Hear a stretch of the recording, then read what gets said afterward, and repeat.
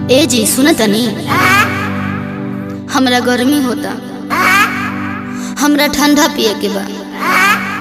अब नाती राती के कुछ मंगी हो हम कह देब।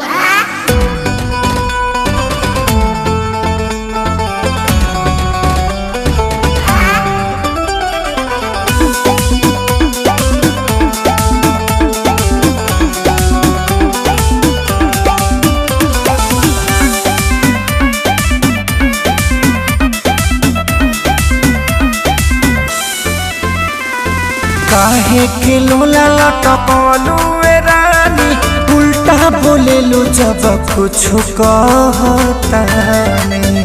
अरे बोला ना ए हो, काहे के लोला लटकलू रानी, उल्टा बोलेलू जब कुछ कहता नहीं।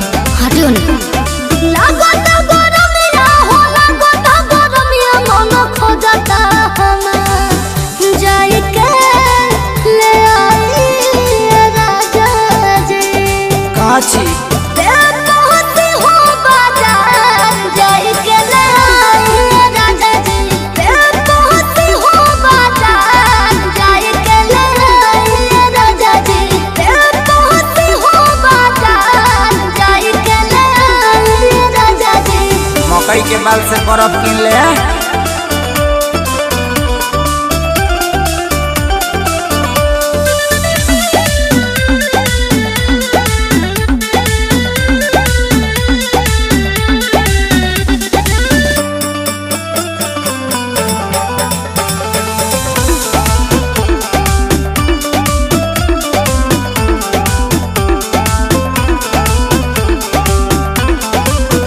पता बाटे की दिक्कत बाबरा, नींबू पानी के लेला सहारा। अच्छा कागजी ली है कागजी, हमसे ना पियल जाई। चाप जोने बोले कंजू से सैया न तरवा से होए लड़ैया। नहोरे के बात अपन नहोरे के बात पे कोरी विचार। हाँ ना जाई के ले आई राजा जी। रहे दे। पहुंची हो बाजार जाई के ले आई राजा जी। पहुंची हो बाजार जाई के ले आई राजा जी। पहुंची हो बाजार जाई के ले आई राजा जी। मान जाना हटियो ना, तू गरम उतरू की खिसिया तरू।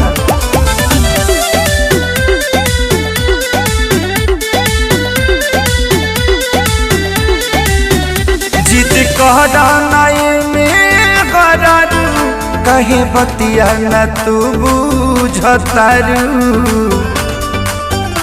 सुनतरू एक सारे पर कास बारूद जी। रोज रोज रवा बोला तने झूठ जी। बोला हाँ तो सुनी ना, कहिला कुछ हो, कहिला कुछ रवा हो जाला भा। जाई के ले आई राजा जी। दिक्कत बा। पहुंची हो बाजार जाई के ले आई राजा जी। पहुंची हो बाजार जाई के ले आई राजा जी। पहुंची हो बाजार जाई के ले आई राजा जी। चल मजा पी के मजा कर लिया।